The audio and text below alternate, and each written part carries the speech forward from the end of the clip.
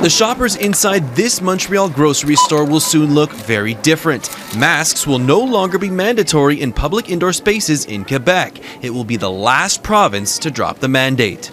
It's fun to know that finally we're going to turn the page. Like other jurisdictions, Quebec will still require masks in certain settings like public transit and hospitals. Prince Edward Island removes its mandate Friday. It's the only other province still masking. Ontario and Alberta lifted requirements in March. Still, many in Montreal feel it's just too soon. I'm still going to keep it for quite a while.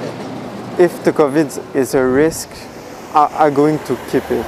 Quebec says with cases, hospitalizations, and deaths trending downward, the timing is backed up by data. But like in Ontario, Quebec voters head to the polls soon. Immunologist Dr. André Veillette thinks that is a major motivator. He would have waited longer.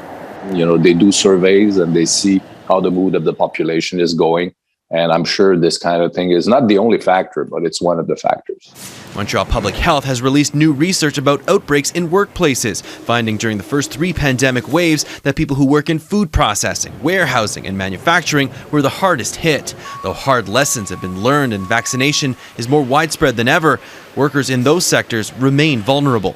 It's not because the masks are not mandatory that it's mandatory not to wear them. And the more we don't wear masks, many immunocompromised people are feeling anxious and left behind. It's like they're taking away from drivers your airbag and your seatbelt. And so if I'm still wearing a mask, it's not enough.